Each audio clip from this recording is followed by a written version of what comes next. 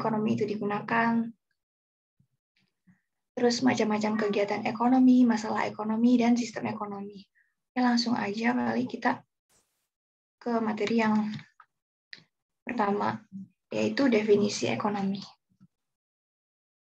Nah, apa sih ekonomi itu secara umum? Nah, ekonomi itu adalah ilmu yang mempelajari tentang kelangkaan atau istilahnya bisa kita sebut sebagai scarcity. Kelangkaan itu adalah kondisi ketika di mana kebutuhan kita lebih besar dari sumber daya yang ada.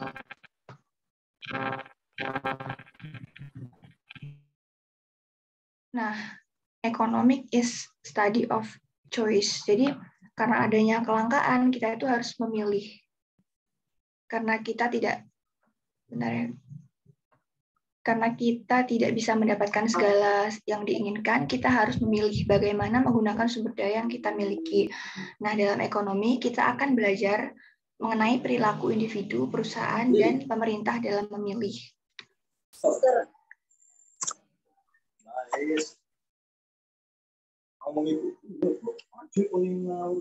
Contohnya itu misalnya kita bingung, kamu harus memilih antara membeli bakso atau mie ayam. Terus kalau di dalam bisnis sendiri, bisnis itu harus memilih beberapa banyak tenaga kerja yang harus direkrut. Dan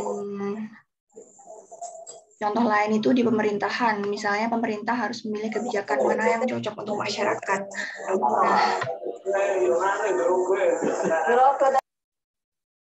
Bentar guys.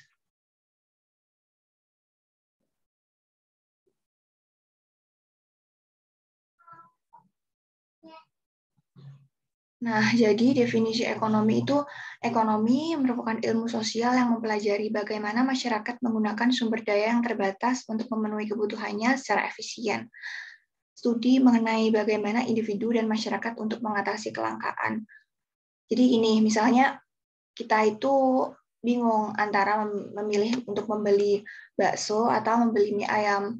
Karena uang kita itu nggak cukup kalau dibuat untuk membeli keduanya. Jadi kita tuh harus memilih mana sih yang membuat kita lebih merasa puas gitu.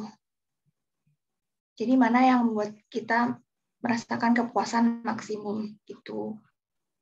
Oke, lanjut. Yang kedua yaitu bagaimana ekonomi itu digunakan. Nah, ekonomi sendiri itu menggunakan metode ilmiah atau metode sains untuk membuat generalisasi dan abstraksi dalam mengembangkan suatu teori. Jadi, sebelum ada teori ekonomi itu muncul, para ilmuwan itu sebelumnya itu melakukan penelitian. Nah, kalau biasanya kayak para ilmuwan saintis itu di dalam laboratorium kan, biasanya kalau melakukan eksperimen, tapi kalau ekonom itu cenderung melakukannya di masyarakat gitu. Misalnya kayak meneliti gimana perilaku konsumen dan lain sebagainya. Nah, teori itu kemudian diaplikasikan untuk memperbaiki masalah atau mencapai tujuan ekonomi yang biasanya disebut dengan kebijakan ekonomi. Nah, terkait sama ini bagaimana ekonomi digunakan, kita tuh punya dua istilah, yaitu ekonomi positif dan ekonomi normatif. Nah, positive statement atau pernyataan positif itu pernyataan yang berdasarkan fakta dan dapat dibuktikan kebenarannya. Sedangkan kalau normatif statement atau pernyataan normatif, itu kita tuh memasukkan nilai atau pertimbangan apa yang seharusnya dilakukan. Pertimbangan melibatkan pandangan etika. Jadi kayak gini contohnya itu, misalnya pemerintah menetapkan suatu kebijakan. Nah, itu tuh termasuk sebagai ekonomi normatif. Jadi gini aja enaknya. Kalau para ilmuwan ekonom itu menggunakan ekonomi positif, tapi kalau pemerintah atau pembuat kebijakan dia cenderung ke normatif kayak gitu. Kalau misalnya ada yang mau ditanyakan, boleh langsung on mic, gak apa-apa kok. Aku lanjut ya.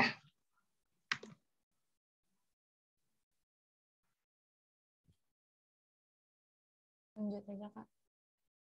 Oke. Nah, yang selanjutnya ada macam-macam kegiatan ekonomi.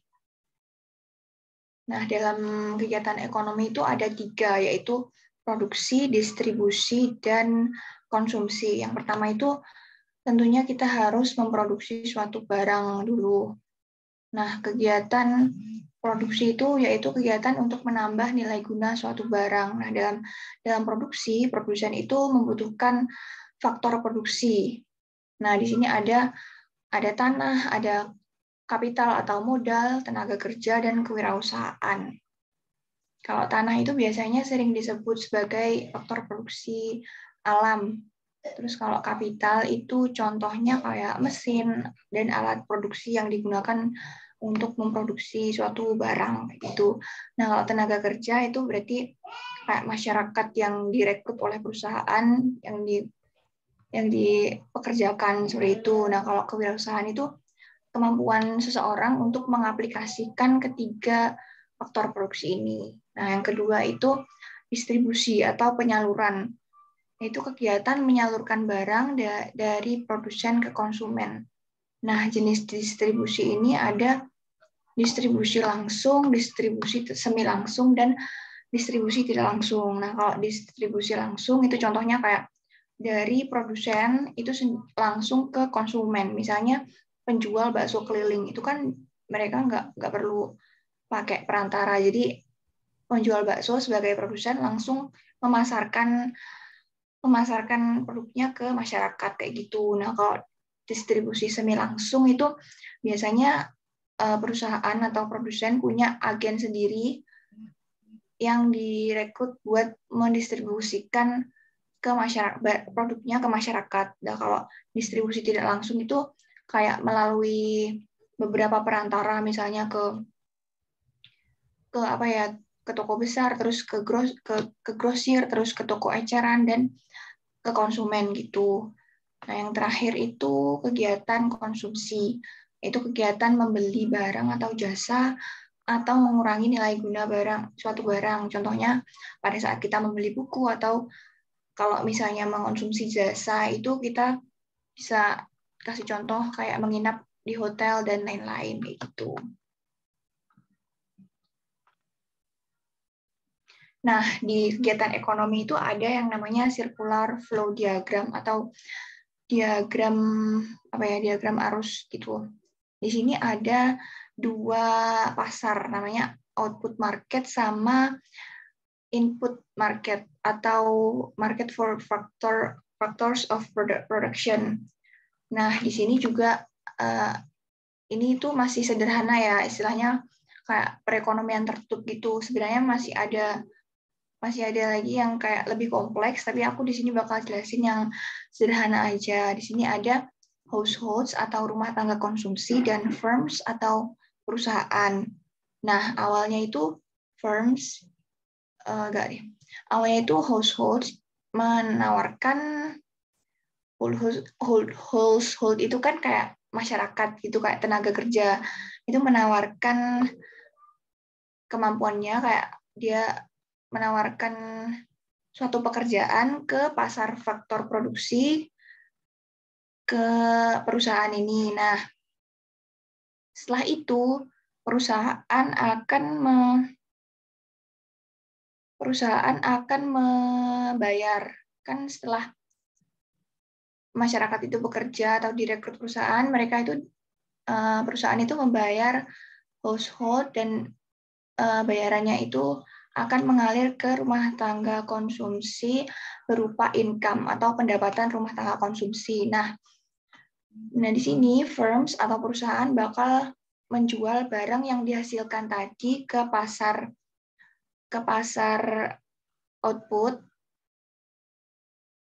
ke rumah tangga konsumsi. Nah, rumah tangga konsumsi ini melakukan spending atau pengeluaran yang nantinya bakalan menjadi revenue bagi perusahaan. Buat circular flow diagram ada yang mau ditanyain nggak? Oke, aku lanjut aja.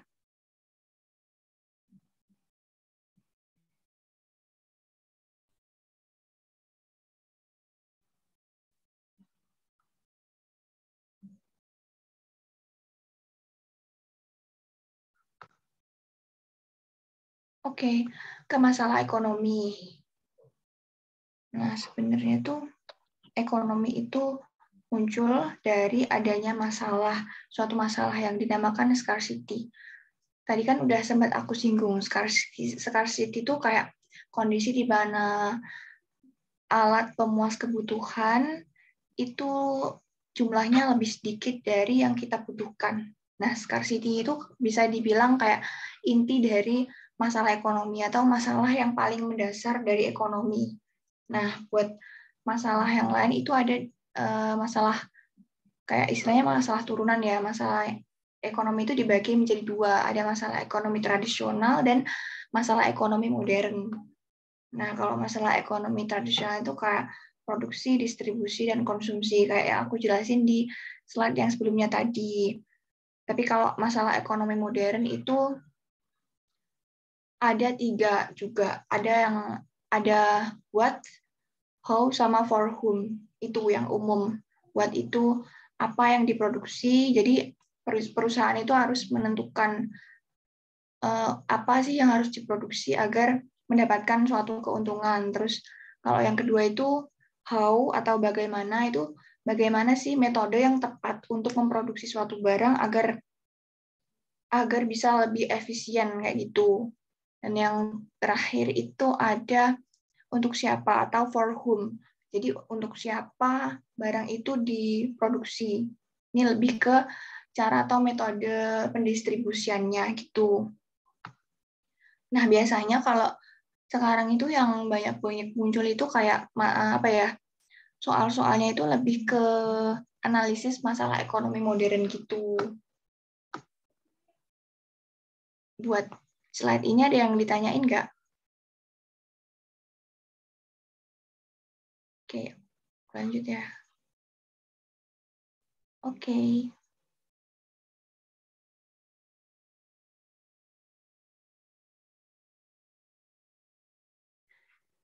Nah, buat nyelesain masalah sendiri,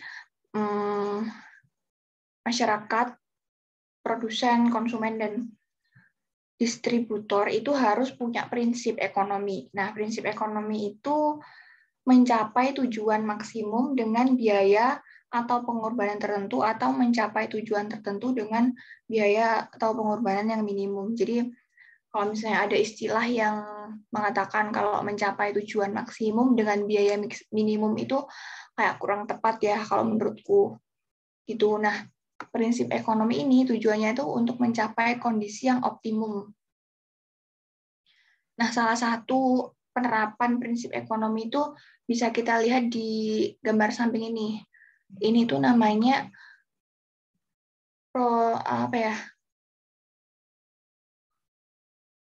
PPF. Sebentar, aku agak lupa namanya. Production Possibility Frontier. Jadi kayak itu produsen atau kegiatan produksi gitu loh. Jadi dalam melakukan produksi, produsen itu punya pilihan mau membuat sepeda apa komputer. Nah, kalau dia membuat 14 sepeda, jadi komputer yang dihasilkan itu 0. Nah, tapi kalau dia menurunkan jumlah sepedanya ke 12, jumlah komputer yang dia hasilkan itu 2. Jadi itu kayak kombinasi output yang dihasilkan oleh produsen kayak gitu. Nah, kalau misalnya ternyata produsen itu memilih untuk mengurangi produksi sepedanya ke 10, maka nanti produksi komputernya jadi ke 4 gitu. Nah, di sini di titik-titik merah ini adalah produksi yang paling optimum atau yang paling efisien. Jadi kalau misalnya kita itu produksi di dalam atau di sini tuh artinya kita tuh belum menggunakan sumber daya secara maksimum gitu. Jadi masih ada sumber daya yang kita nggak gunakan gitu loh. Tapi kalau kita memproduksi di titik G ini di luar kurva itu produksi yang nggak mungkin dilakukan karena apa ya, sumber dayanya atau faktor produksinya nggak memungkinkan untuk memproduksi di sini. Nah, di PPF ini ada asumsi-asumsi yang diterapkan. Jadi, di sini tuh kita mengasumsikan bahwa cuma terdapat dua barang aja yang diproduksi oleh produsen. Terus sumber dayanya itu tetap, yang digunakan itu tetap, dan sumber daya yang digunakan itu udah secara penuh. Maksudnya digunakan secara penuh itu nggak ada lagi sumber daya yang tersisa gitu loh. Misalnya kita punya 100 pekerja, nah 100 pekerja itu udah dimanfaatin gitu. Buat prinsip ekonomi dan PPF ini ada yang ditanyain nggak? Oh iya, aku di sini mau jelasin lagi. Di PPF ini, oke, aku tambahin lagi ya, di PPF ini tuh kita pakai konsep yang namanya opportunity cost. Jadi kalau misalnya kita mau menambah produksi dari komputer, kita tuh harus mengorbankan produksi dari sepeda. Jadi kalau kita mau nambah, misalnya kita ada di titik B,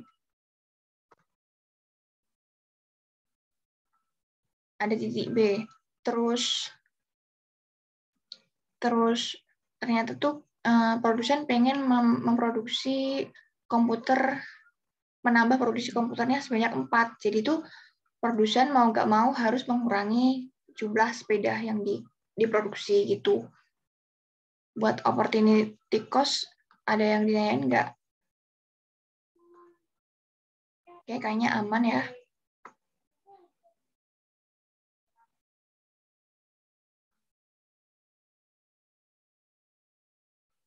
Nah, yang selanjutnya itu ada jenis-jenis kebutuhan manusia. Nah, jenis-jenis kebutuhan manusia itu dibedakan menjadi ada 5. Yang berdasarkan subjek, berdasarkan intensitas, berdasarkan waktu, berdasarkan sifat, dan wujudnya. Nah, kalau berdasarkan biasanya yang pertama ini ya, berdasarkan intensitasnya itu dibagi menjadi 3. Ada primer, ada sekunder, dan ada tersier. Nah, primer itu kebutuhan yang paling pokok. Jadi harus dipenuhi. Kalau nggak dipenuhi, kita tuh gimana ya, kehidupan manusia kalau nggak ada kebutuhan primer itu kayak nggak bisa gitu loh. Nah, kebutuhan primer itu ada 3 yang setahu aku ya. Itu ada sandang, pangan, sama papan. Jadi manusia itu pasti perlu sandang ya, perlu pakaian. Nah, kalau enggak kan ya gimana gitu. Nah, ada pangan. Pastinya kalau kita nggak punya makan, nggak makan itu kan pastinya nanti sakit. Nah, ada lagi papan. Kita tuh kalau manusia hidup itu harus punya tempat tinggal, meskipun itu ngekos atau numpang gitu.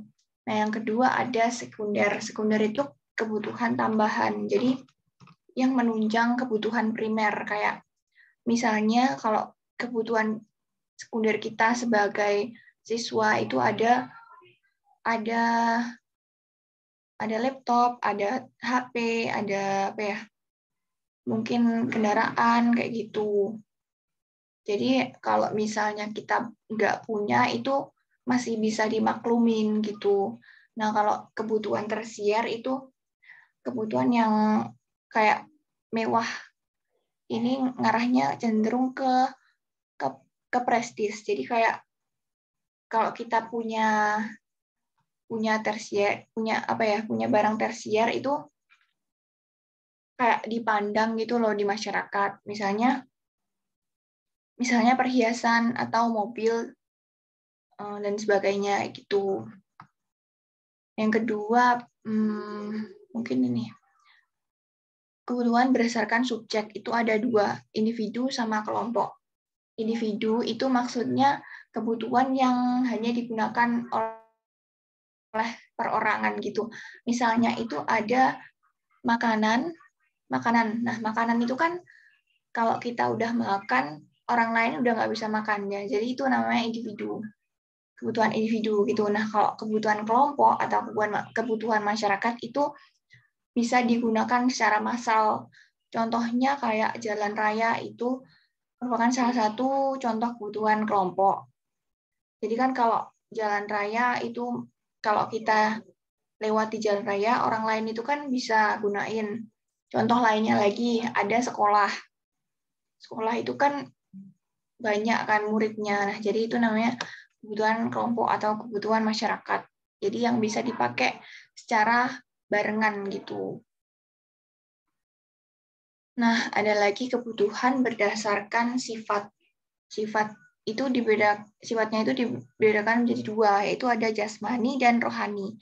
Nah, kalau jasmani itu ketara secara fisik. Jadi kebutuhan yang bisa kita lihat secara fisik gitu. Tapi kalau rohani itu kebutuhan yang cuma bisa dirasakan. Nah, contohnya kebutuhan jasmani itu kayak misalnya yaitu makanan itu juga termasuk kebutuhan jasmani. Terus HP atau buku dan lain sebagainya yang bisa dipegang secara nyata dan bisa dilihat gitu. Nah, tapi kalau kebutuhan rohani itu kayak nggak bisa dilihat, tapi cuma bisa dirasakan. Contohnya kayak beribadah ke Tuhan itu kan kita kayak merasakan gitu. Contoh lain itu kayak hiburan itu juga termasuk ke kebutuhan rohani. Terus ada lagi kebutuhan berdasarkan waktunya. Itu ada kebutuhan sekarang dan kebutuhan masa yang akan datang. Nah, kalau kebutuhan sekarang itu berarti pemenuhannya harus dilakukan saat itu juga. Misalnya kita kan daring ya. Nah, itu kita kan perlu apa ya? Perlu misalnya kuota data atau HP buat itu apa? Buat daring. Nah, itu namanya contohnya dari kebutuhan sekarang. Atau kalau misalnya kita sekarang lagi lapar, jadi makanan itu adalah contoh kebutuhan sekarang yang harus dipenuhi saat itu juga. Nah, kalau kebutuhan masa depan itu pemenuhannya bisa ditunda. Misalnya kayak apa ya?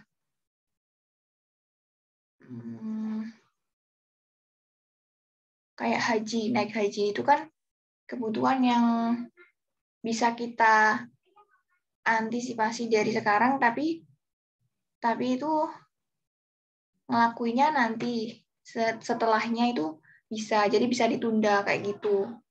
Dan atau misalnya lagi kalau kayak gini, kita nggak lapar terus ada makanan, nah, tapi itu kan kalau gimana ya, kita nggak lapar, makanan itu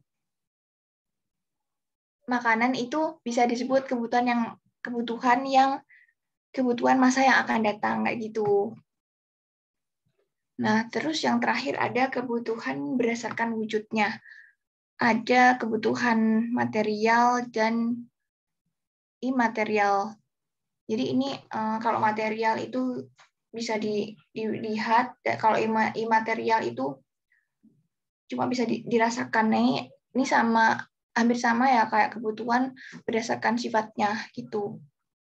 Buat jenis-jenis barang, ada yang mau ditanyain nggak? Oke, kayaknya aman ya. Oke. Nah, lanjutnya kita bahas sistem ekonomi. Nah, di sini aku ada petikan dari suatu buku. System is the notion that the various parts and components. Di sini ada economic units and agents and institution not only interconnect and interact, but do so with certain degree of mutual consistency and coherency. Ini menurut George Grossman. Jadi sistem ekonomi itu kayak suatu perpaduan dari unit ekonomi, agen, dan institusi yang berada di suatu lingkup negara yang tujuan dari sistem ekonomi itu sendiri itu kayak gimana ya, kayak mencapai suatu tujuan dari ekonomi negara tersebut dan mengatasi masalah ekonomi di suatu negara itu sendiri. Nah, sistem ekonomi itu ada, yang pertama di sini ada sistem ekonomi tradisional.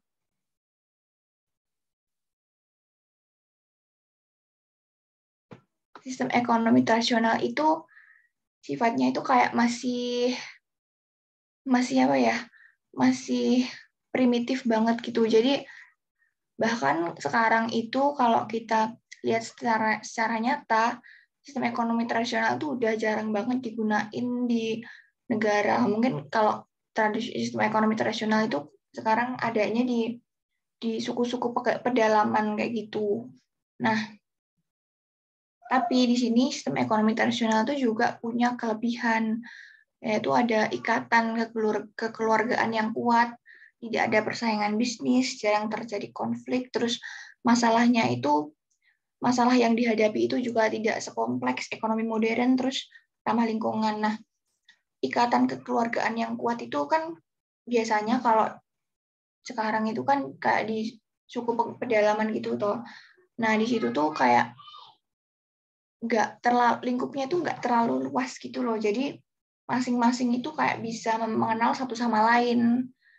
Terus kalau tidak ada persaingan bisnis itu karena ya kegiatannya itu cuma kayak memproduksi barang terus dijual, atau bahkan ada yang barter atau tukar barang gitu. Nah, kegiatannya itu cuma sesimpel itu. Jadi ya nggak ada persaingan bisnis gitu. Dan itu juga yang menyebabkan jarangnya terjadi konflik. Terus karena jarang terjadi konflik, ya masalah yang dihadapi itu juga nggak terlalu kompleks gitu. Nah, ramah lingkungan ini biasanya kalau sistem ekonomi tradisional itu masih menggunakan bahan-bahan yang alami. Jadi nggak kayak sekarang, kayak apa ya, mungkin sekarang itu ada polusi udara. Nah, kalau di sistem ekonomi tradisional itu kegiatan produksinya itu masih sangat sederhana kayak gitu. Nah, tapi di sini ada kekurangan. Nah, yang salah satunya itu masih sangat sederhana dan susah berkembang. Jadi karena pemikiran masyarakat itu masih primitif, mereka tuh susah buat berkembang atau buat maju. Jadi kalau di ekonomi tradisional itu pertumbuhan ekonominya cenderung stagnan gitu. Nah, di sini juga ada alat tukar itu menggunakan sistem barter. Jadi kalau sistem barter itu kan tukar barang ya, kayak terkesan lebih ribet karena misalnya si A butuh beras, terus si B butuh lauk, tapi mungkin mereka itu nggak bisa langsung ketemu gitu. Jadi kayak harus cari-cari gitu siapa yang butuh ini dan siapa yang butuh itu gitu. Terus skala produksinya juga sangat kecil. Nah, kayak yang aku bilang tadi kan, kalau tradisional itu lingkupnya masih kecil. Gitu. Ada lagi spesialisasi kerjanya masih sangat sederhana. Jadi karena karena kegiatan produksinya itu juga sederhana, jadi spesialisasinya itu juga nggak terlalu kompleks. Terus rendahnya inovasi dan produktivitas gitu. Nah, yang kedua ada sistem ekonomi komando. Jadi sistem ekonomi komando itu maksudnya kayak sistem ekonomi yang dikendalikan oleh pemerintah. Jadi masyarakat itu nggak boleh, misalnya masyarakat mau produksi ini, itu nggak boleh. Jadi segala keputusan tentang kegiatan perekonomian itu udah diatur oleh pemerintah. Nah, di sini kelebihannya karena udah diatur oleh pemerintah ya, koordinasinya ya, itu mudah gitu. Terus yang kedua ada perekonomiannya cenderung stabil karena kan ya itu tadi udah diatur oleh pemerintah. Jadi pemerintah itu mengatur supaya supaya nggak terjadi inflasi. Jadi nanti barang itu gini terus harganya segini gitu. Terus tidak ada kesenjangan yang berarti di antara masyarakat.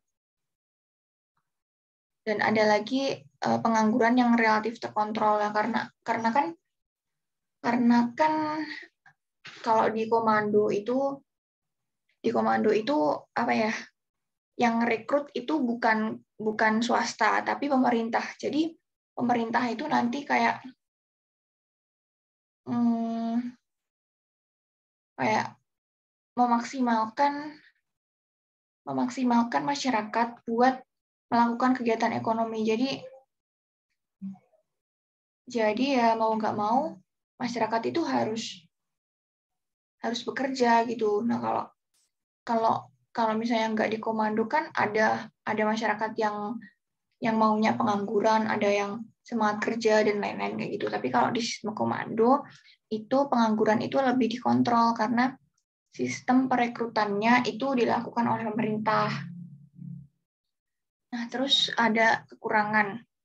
Di sini yang pertama kreativitas masyarakat sangat terbatas karena ya itu tadi semua yang harus diproduksi oleh suatu negara itu ditentukan oleh pemerintah. Jadi ya masyarakat nggak bisa kalau apa ya mau produksi ini tapi nggak disetujui oleh pemerintah itu nggak bisa. Terus pertumbuhan ekonomi relatif lambat. Ini tapi nggak selambat yang sistem ekonomi tradisional tadi. Tapi kalau pakai sistem ekonomi komando itu juga emang relatif lambat karena apa ya? Karena di ekonomi komando itu kan nggak ada persaingan. Jadi motivasi seseorang buat terus berkarya itu ya hilang, nggak ada itu. Terus ada lagi adanya monopoli dari pemerintah. Jadi pemerintah itu memonopoli suatu apa ya perusahaan atau suatu apa ya organisasi gitu. Kalau di sistem ekonomi bebas itu kan masyarakat bisa apa ya bisa menghasilkan bisnisnya sendiri. Tapi kalau di sistem komando itu pemerintah yang memonopoli suatu perusahaan gitu. Nah, jumlah barangnya itu juga terbatas karena kan pemerintah nggak mungkin buat memproduksi semua barang yang diinginkan oleh masyarakat. Jadi mau nggak mau sebagian masyarakat itu pasti ada yang barang kebutuhannya nggak terpenuhi karena ya itu tadi yang apa ya yang menentukan itu pemerintah. Terus yang terakhir hak milik individu itu tidak diakui. Jadi semua apa ya semua sumber daya ekonomi yang ada di suatu negara itu dikuasai oleh pemerintah gitu. Oke, aku lanjut.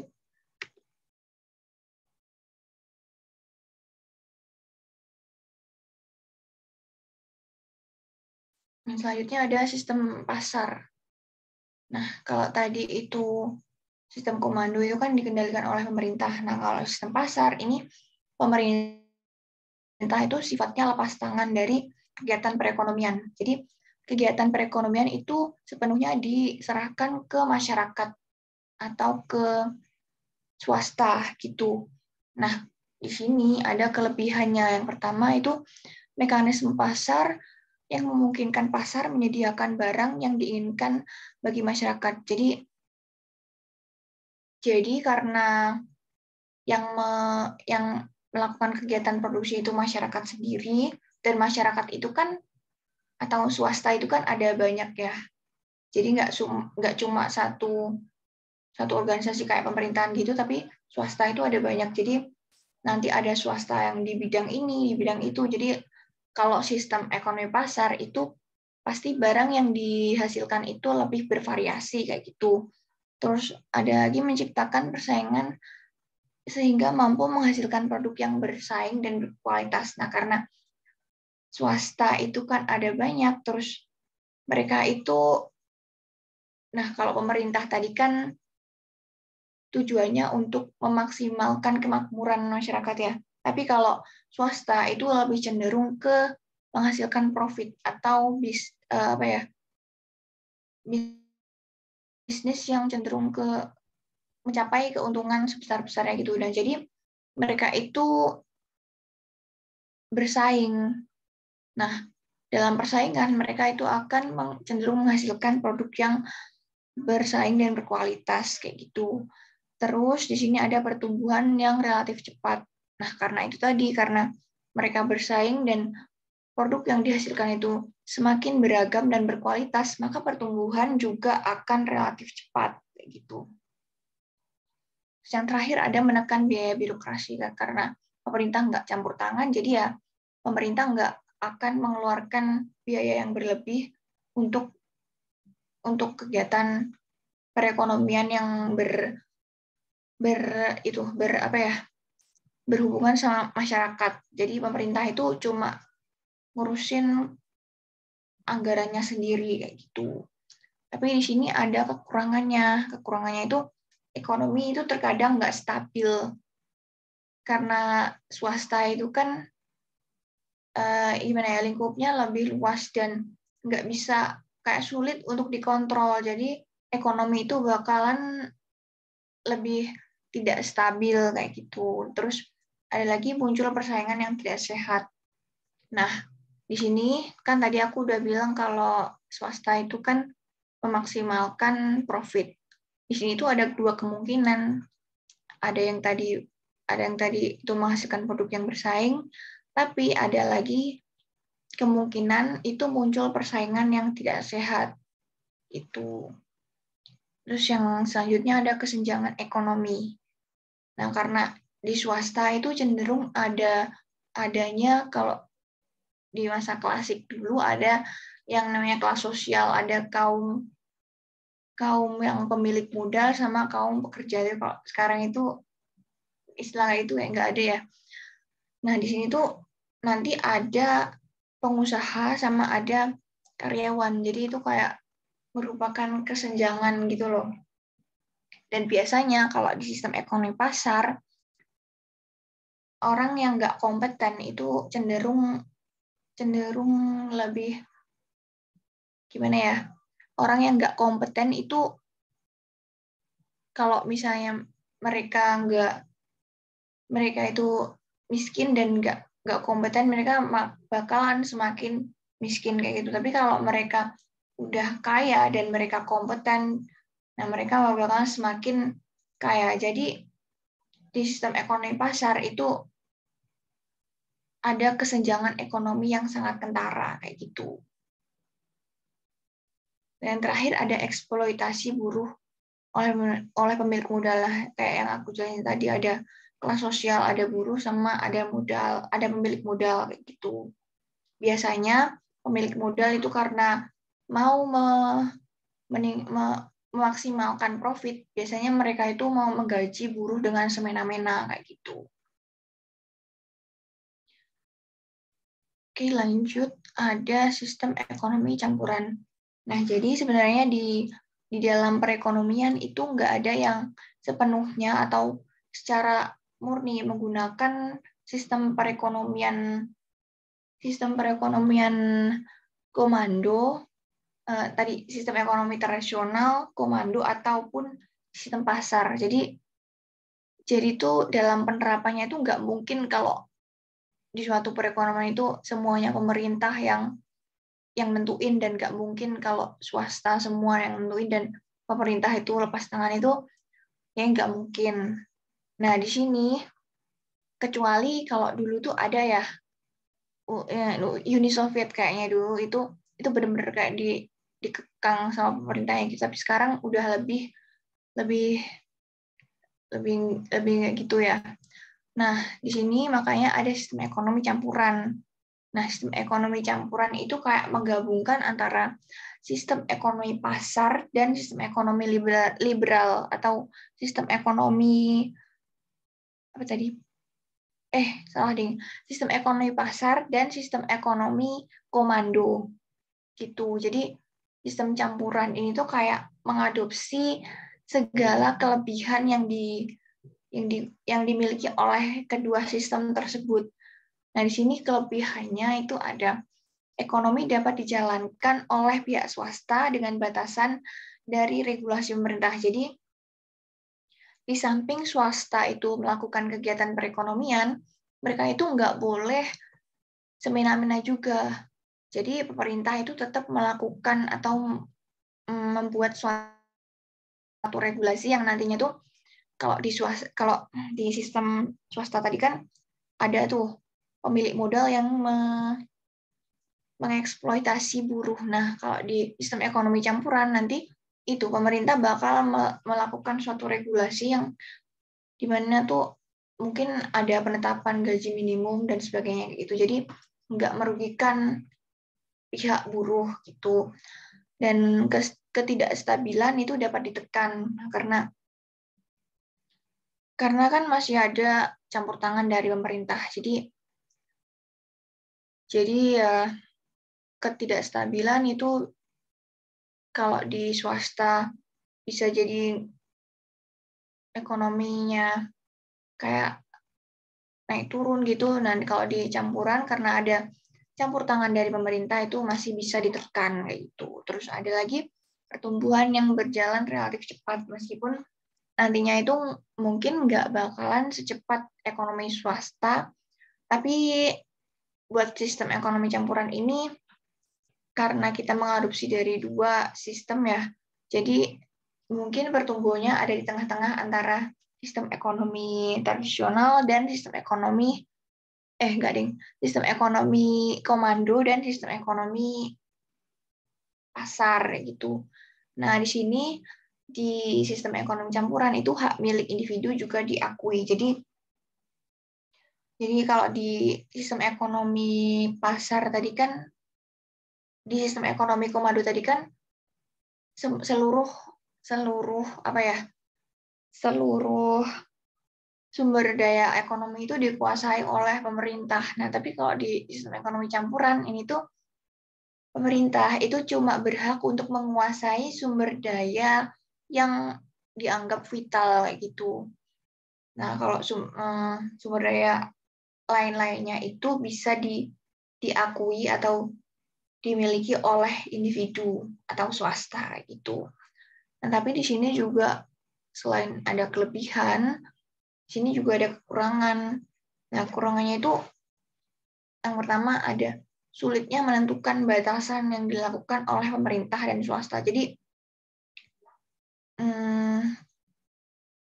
nanti tuh bisa di sistem ekonomi campuran itu tuh nanti suatu negara itu bisa lebih cenderung ke komando atau lebih cenderung ke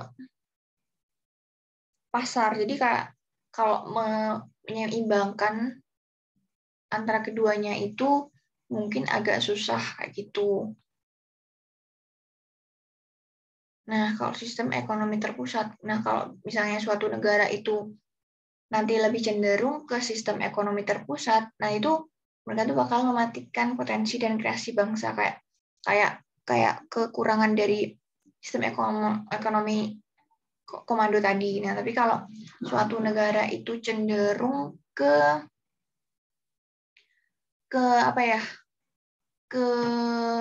sistem ekonomi pasar, nah nanti tuh bakal ada potensi adanya sistem free fight liberalism, jadi kayak persaingan tanpa batas kayak gitu. Buat sistem ekonomi ada yang mau ditanyain? Oke, kayaknya aman ya.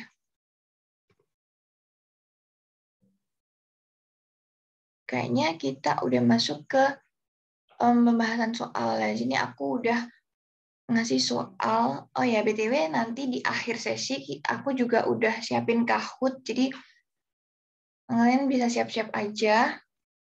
Nah, di sini juga aku ada soal. Yang pertama itu, ketika tahun pelajaran baru tiba, setiap murid SMA pasti membutuhkan seragam sekolah, buku, dan alat tulis. Hal ini merupakan peluang bagi produsen untuk menyediakan barang tersebut dibandingkan mereka memproduksi barang lain atau mainan anak-anak. Dari uraian tersebut, tindakan produsen yang sesuai dengan pemecahan masalah ekonomi modern. Kira-kira ada yang mau jawab gak ya? C, ada lagi gak? Mungkin ada jawaban sesuai, ada jawaban yang beda.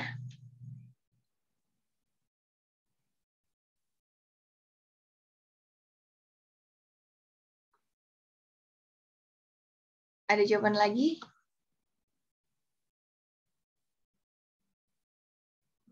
Nah, jawabannya C. Kalau dari teman-teman, jawabannya C ya. Jadi, kalau soal ini, itu sebenarnya jawabannya yang A. Ini kan, apa ya, ini udah ditentuin apa yang diproduksi, seragam sekolah, buku, dan alat tulis. Jadi, emang ya, aku jujur, soal kayak gini emang agak susah buat nentuin jawabannya. Soalnya di sini juga udah ada untuk siapa ya, untuk murid begitu, dan kalau bagaimana cara memproduksinya itu nggak ada. Tapi di sini emang C itu bisa jadi pengecoh. Nah, tapi kalau menurutku di sini tuh jawabannya yang A, kayak gitu. Sebenarnya C juga bisa sih, siapa barang diproduksi. Tapi kalau aku lebih cenderung ke A, karena hal ini merupakan peluang untuk menyediakan barang. Nah, barang ini kan ada barang seragam sekolah, buku, dan alat tulis kayak gitu. Nah, di sini itu soalnya tuh udah kayak gini ya, menyediakan barang tersebut dibandingkan kayak memproduksi barang lain. Jadi udah kayak menekankan barang apa yang diproduksi kayak gitu loh. Mungkin ada yang kurang jelas. Jadi kalau menurutku jawabannya itu yang A ya.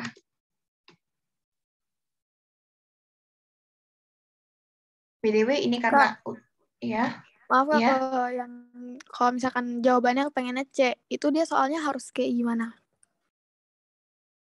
mungkin kalau jawabannya C, mereka lebih apa ya, lebih soalnya lebih fokus ke konsumennya.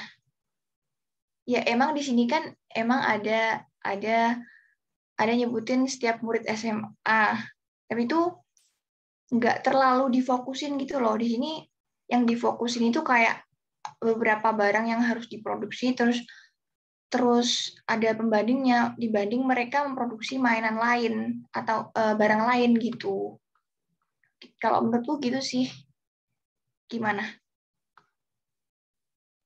Oh, Kak, makasih banyak. Oke, sama-sama. Oke, lanjut. Yang kedua, apabila barang kebutuhan pokok tertentu seperti beras atau minyak goreng menjadi langka, maka dampak langsungnya, boleh tulis di chat dong. Kira-kira jawabannya. Oke, kira-kira jawabannya apa?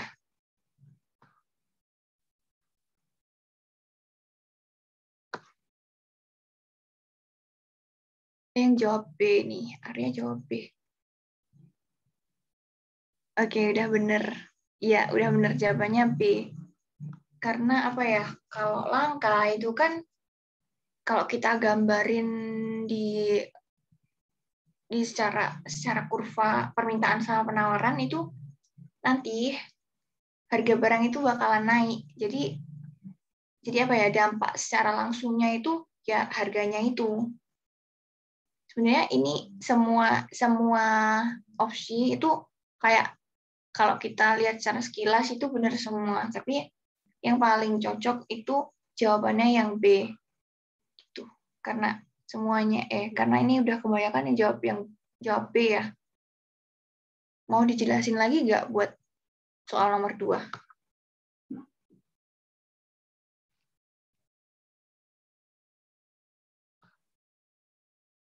Oke, lanjut.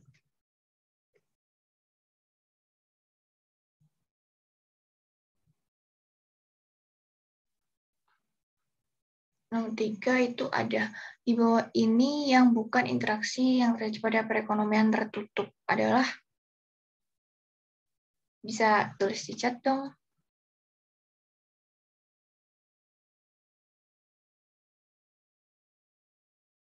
Iya.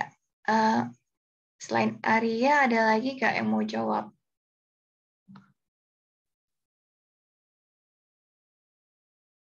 Oke, ya emang bener yang E ya. Nah, karena kan perekonomian tertutup itu kan cuma satu lingkup negara. Jadi kalau pengiriman TKI ke luar negeri itu ya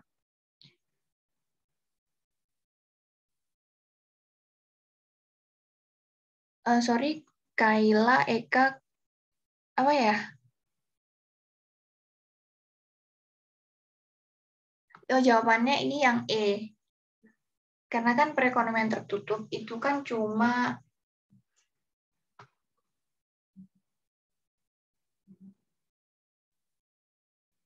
gaji. Ya ampun, oh ya. Sorry ya, ini kayaknya aku tipu. Iya ya, sorry ya, ini kayaknya aku tipu deh. Ya, harusnya gaji. Negara perekonomian tertutup itu meliputi suatu negara. Jadi kalau pengiriman TKI itu luar negeri itu termasuk ke dalam perekonomian terbuka. Buat soal ini kayaknya udah clear ya.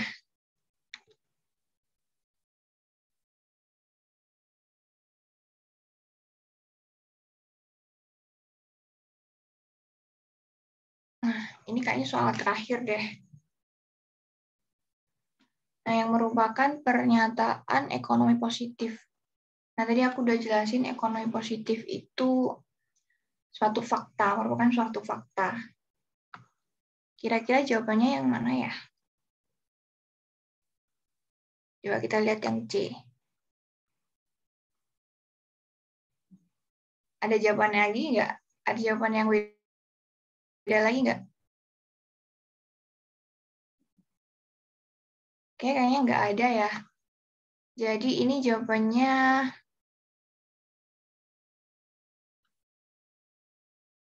benar yang C. Ketika rupiah terdepresiasi pada bulan Juli, ada yang jawab B. Bentar ya.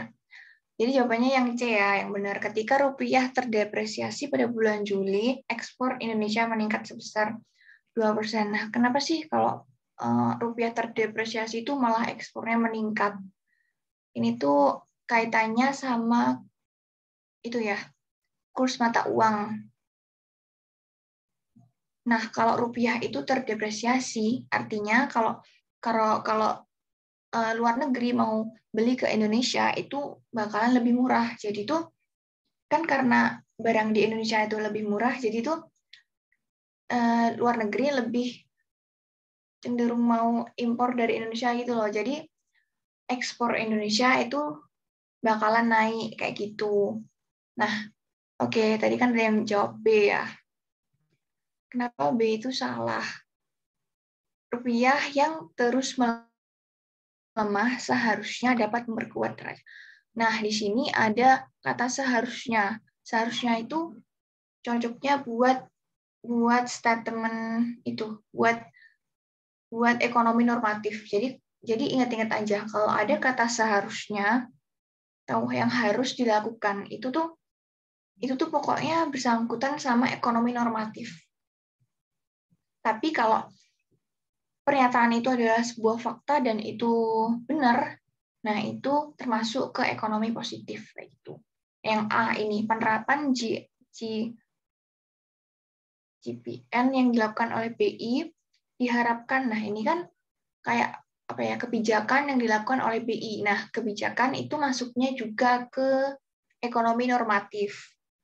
Nah, kalau yang D munculnya Bitcoin seharusnya, nah ini seharusnya kan, jadi kayak belum fix, kayak belum fakta gitu loh. Kalimatnya itu belum mengindikasikan sebuah fakta. Nah, itu nggak masuk ke ekonomi positif.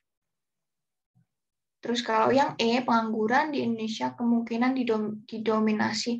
Nah, ini kan ada kata kemungkinan, jadi itu kayak belum fakta gitu loh. Jadi dia nggak bisa dimasukkan ke ekonomi positif kayak gitu. Kayaknya ini udah ke bagian yang terakhir ya. Nah, buat teman-teman dari penjelasan aku tadi ada yang mau ditanyain nggak?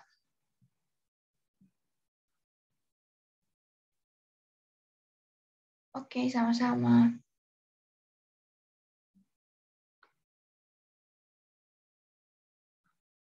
Oke, Kak gitu. Kalau ada kuis, kalian setuju nggak? Kalau misalnya aku ngadain kuis. Oke, bentar ya.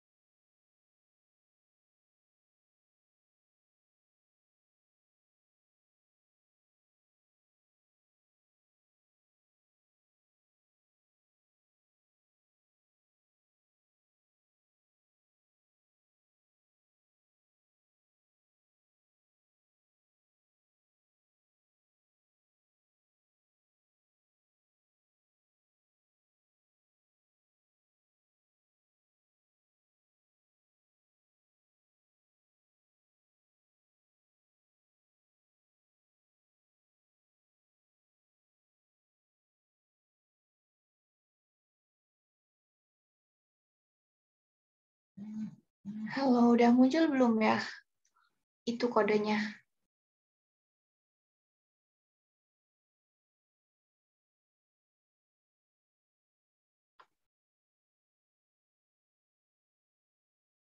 Oke.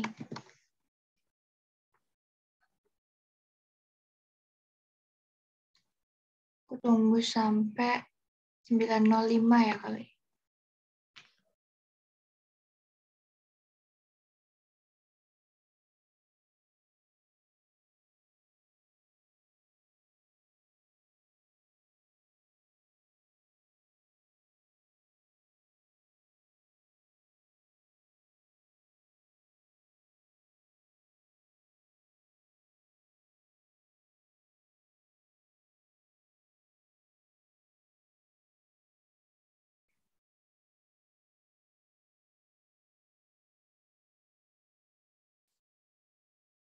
Lainnya ada kendala kah buat masuk?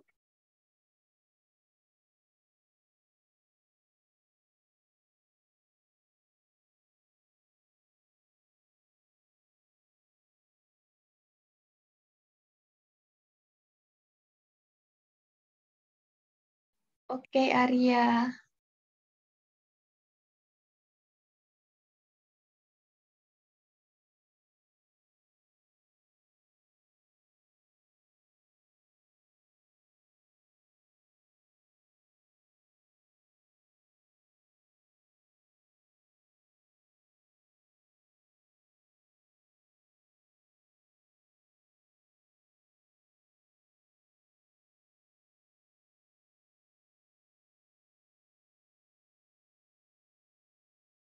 Oke, Kayla, aku tunggu kok, gak apa-apa.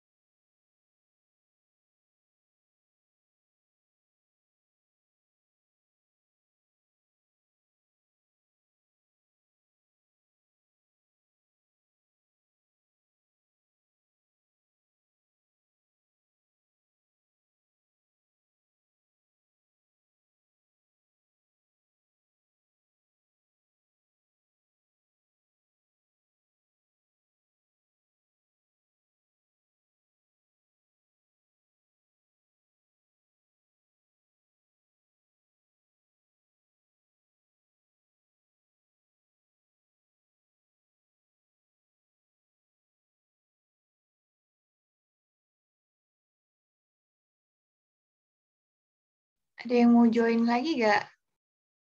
Ini masih 8. Ada kendala kah yang lain?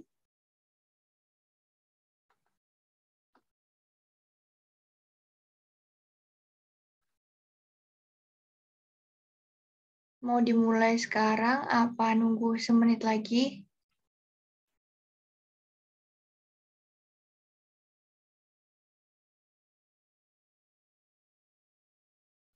Oke, mulai sekarang aja ya.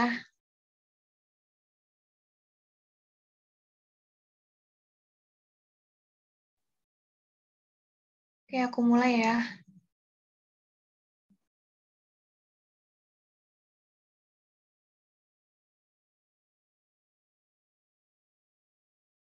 Siap-siap, guys.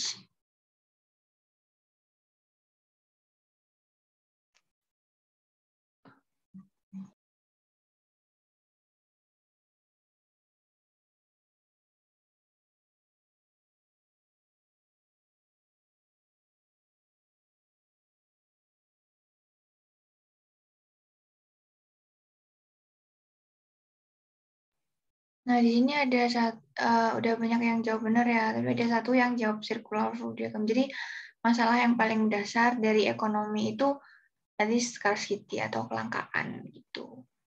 Aku next ya.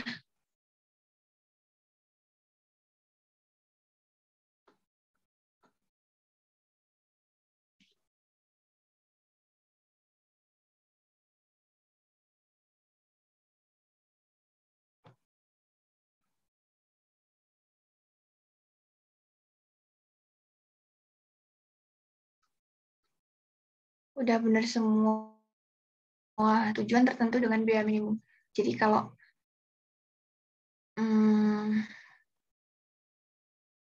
ya benar. Oke, aku next.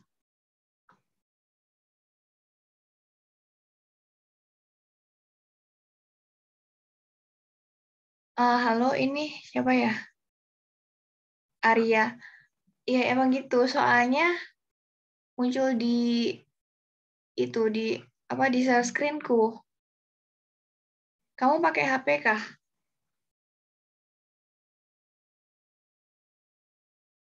Kenapa? Ada masalah?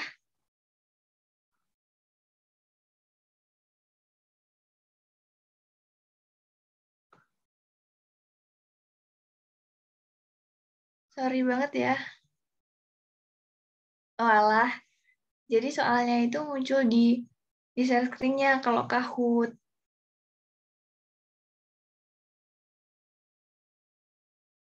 Iya, di split layar coba. Kalau enggak kamu tadi sih harusnya loginnya pakai HP. Oke, mau dilanjut sekarang apa? Itu udah siap belum?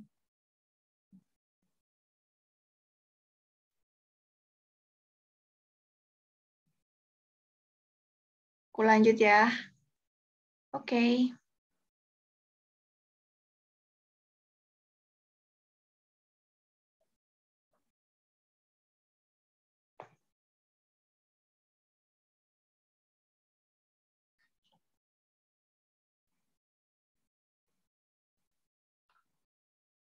Keren banget ini udah benar semua. Jadi nggak perlu jelasin. Oh ya, BTW kalau misalnya kalian masih bingung sama soal dan jawabannya, kalian bisa bisa tanya langsung di chat kok. Kalau gitu aku next aja ya.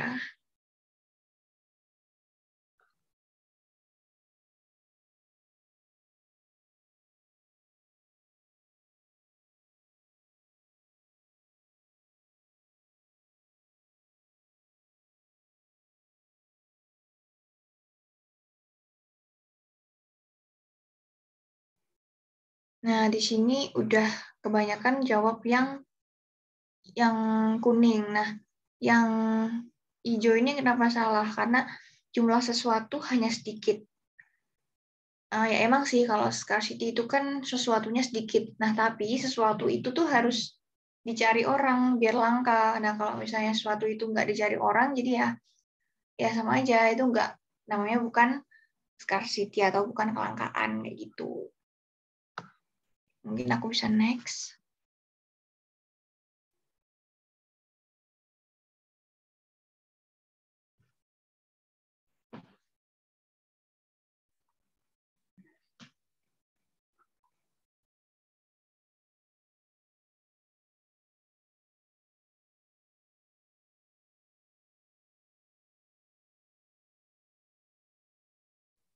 Di sini masih ada ini kecuali ya. Di sini ada tulisan kecuali. Jadi yang inflasi, pengangguran sama pendapatan nasional itu udah pasti salah.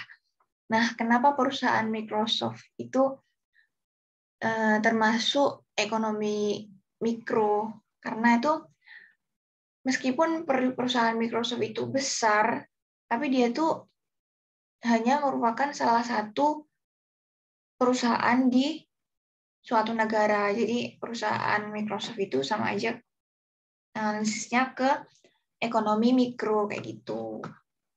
Oke, mungkin aku bisa lanjut.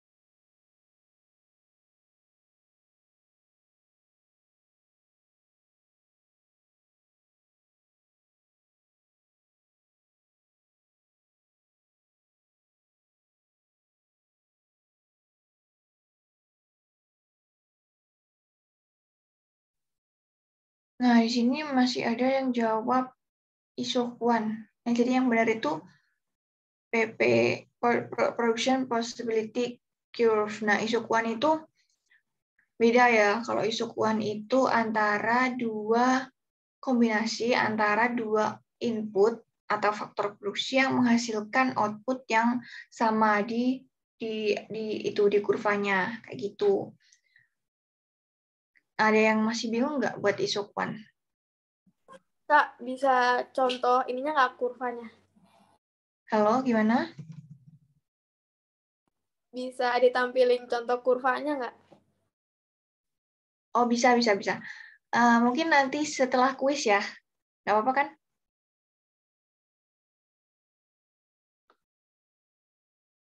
Nanti aku tampilin setelah kuis ya buat kurvanya.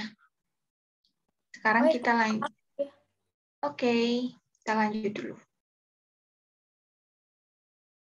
Ini tinggal, oh masih nomor 6. Oke, lanjut.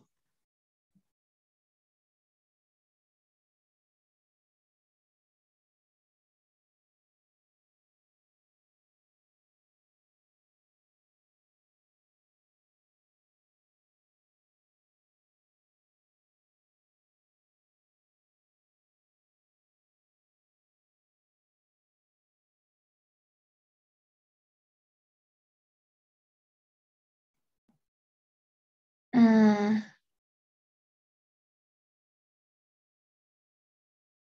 keamanan lingkungan merupakan kebutuhan bagi warga. BTW ini tuh kayaknya aku salah deh. Harusnya itu kebutuhan sekunder. Dan ini ada yang jawab benar, jawab primer. Aku inget banget ini soal UTBK aku yang pertama. Jadi dia tuh nanyain keamanan lingkungan itu termasuk kebutuhan apa. Aku sempat bingung, ini masuk primer apa sekunder ya? Kalau primer kan, aku gini aja. Kalau primer itu kan cuma 3. Jadi kayak sandang, pangan, sama papan. Jadi itu nggak mungkin masuk ke primer. Sorry ya, gini kayaknya aku salah. Tadi salah apa ya? Salah masukin jawaban. Harusnya itu sekunder. Nah, kalau tersier itu tuh kan kebutuhan mewah. Nah, keamanan lingkungan itu nggak termasuk ke kebutuhan mewah. Jadi harusnya itu yang benar sekunder. Ada yang tanya, aku masih bingung kenapa malah gak masuk kebutuhan rohani, soalnya berubah. Nah, iya, emang benar, itu masuk ke kebutuhan rohani. Nah, tapi kita harus lihat opsi jawabannya. Ini kan di sini yang aku tulis cuma jasmani ya. Jadi kalau kita jawab jasmani itu udah pasti salah. Soalnya harusnya, nah kalau rohani itu punya potensi buat benar gitu. Nah, tapi kalau dulu, ini apa ya, pengalamanku pas UTBK kemarin. Dulu itu tuh jawabannya sekunder. Itu ada yang masih bingung nggak? Kalau sekunder selain ini apa lagi, Kak?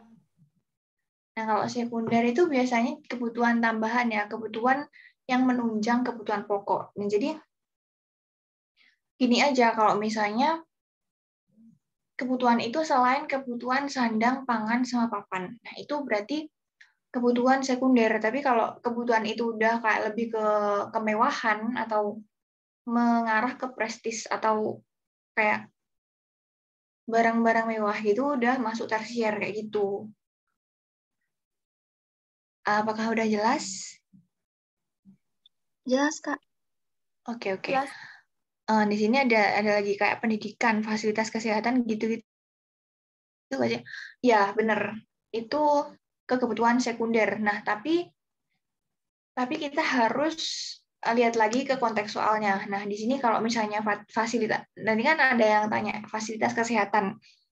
Kalau pas kita sakit, fasilitas kesehatan itu termasuk ke dalam kebutuhan sekarang kayak gitu. Jadi kita harus pandai-pandai kayak gimana ya, analisis soalnya gitu. Oke, kalau gitu aku lanjut ya.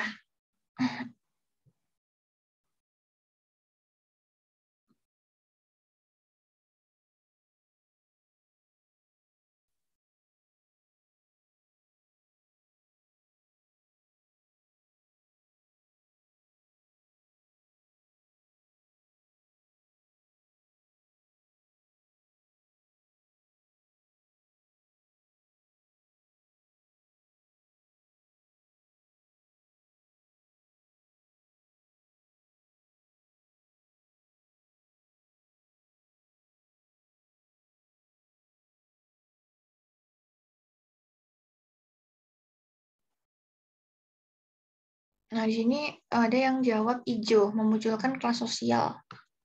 Kelemahan sistem ekonomi pasar bebas. Nah, ini kan kecuali. Jadi, kalau memunculkan kelas sosial itu termasuk ya. Jadi yang salah atau yang pengecualian itu jawabannya yang benar yang biru. Oke, lanjut ya.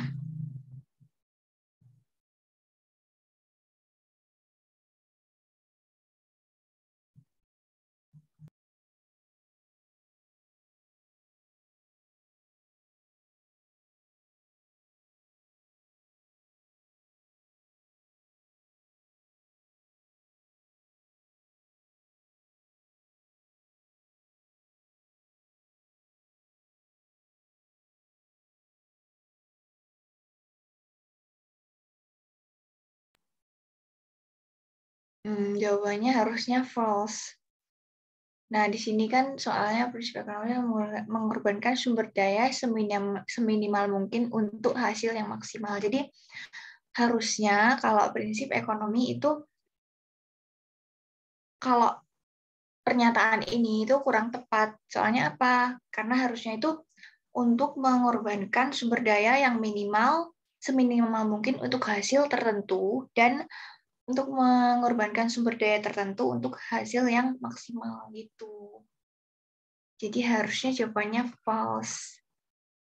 Ini menjebak ya kayaknya.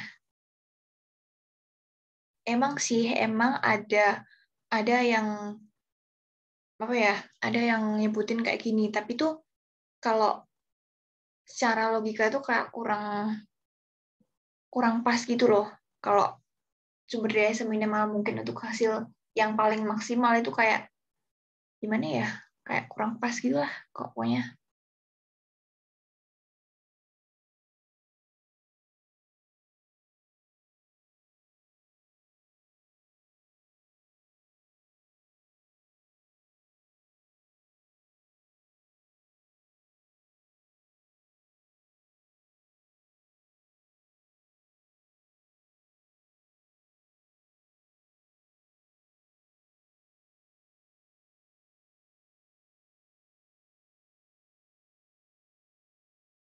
Nah, ini udah bener semua, keren deh. Kita lihat siapa yang menang nih. Di tingkat 3 ada Row. Disusul sama Z. Yang pertama, yang satunya Syah. Nah, buat ini runner up, gak apa-apa. Kayak keren kalian. Selamat buat Syah, Z, sama Row. Oke, kalau gitu aku itu ya cari gambarnya dulu ya, gambar apa isukuan.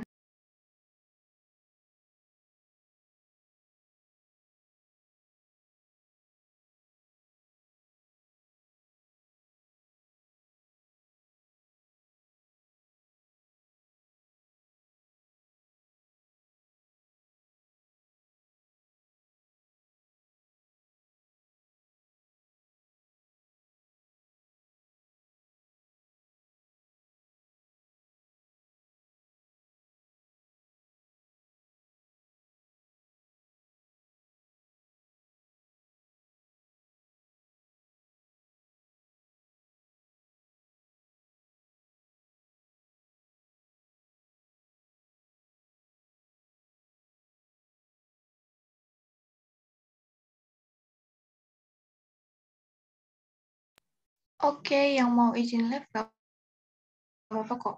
Tadi yang nanya siapa ya? Yang nanya isukuan tadi masih ada gak? Masih, Kak. Oke. Nih aku share screen dulu.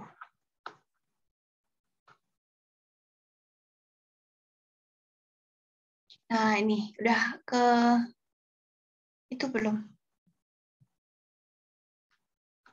Di sini, oke. Di sini itu ada yang Y itu kapital, terus yang X itu labor. Jadi Kalau tadi kan PPF itu kan di sini itu semuanya barang ya, barang Y dan barang X. Nah, tapi kalau di Isukuan itu dua faktor produksi. Nah, kalau di sini kita punya modal sama tenaga kerja. Nah, ini yang titik A, B, C, D ini adalah titik apa ya? Di mana produksinya itu sama. Misalnya suatu perekonomian itu memproduksi 100 apa ya? 100 sepeda gitu ya. Di sini isokuannya itu 100. Nah, buat memproduksi 100 sepeda, kita tuh bisa menggunakan kombinasi sebanyak 9 kapital atau 9 misalnya mesin ya, kapital itu kan mesin. Contohnya mesin dan 5 tenaga kerja. Kita juga bisa menggunakan 6 mesin dan 10 tenaga kerja untuk membuat 100 sepeda kayak gitu. Jadi itu di titik A, B, C, D ini tuh produksinya sama, produksinya sebanyak 100 sepeda. Nah, ini yang ini apa ya, 9 sama 5, terus 6 sama 10, 4 sama 15 itu kombinasi input gitu. Ada yang mau ditanyain nggak? Jadi kalau hampir sama ya kayak sama tadi, kalau kalau misalnya kita itu punya 9 mesin, kita butuh 5 tenaga kerja. Tapi nah kalau misalnya nanti ternyata itu mesinnya itu rusak dan sisa 6, nah kita tuh harus menambah tenaga kerja sebesar 10 kayak gitu. Mungkin ada yang kurang jelas. Gimana? Ada yang mau ditanyain lagi nggak buat ini? Belum ada, Kak. Oke, nah di sini juga ada pergeseran kurva isokuan dari iki apa ya, isokuan 1 ke isokuan 2. Di sini tuh kita bisa, ini kan Y-nya yang enggak deh. Ini labornya yang bertambah. Jadi Y-nya itu tetap, tapi labor kapitalnya itu tetap, tapi labornya itu bertambah. Nah, ini bakalan jadi bergeser kayak gini. Jadi kurva isokuan itu bakal bergeser jika nanti ada kedua atau salah satu sumber daya atau faktor input yang ditambah kayak gitu. Kayaknya udah deh penjelasan dari aku. Ada yang mau ditanyain lagi nggak sebelum kita akhiri? Karena udah malam juga. Jadi kalau mau tanya lagi nggak apa-apa kok. Kayaknya oke, kayaknya udah cukup ya. Makasih ya teman-teman yang udah join sampai jam segini. Semoga kalian semua apa ya, dilancarkan belajarnya. Oke, makasih juga. Boleh live kok. Terima kasih, Kak. Oke, sama-sama. Sama-sama semuanya.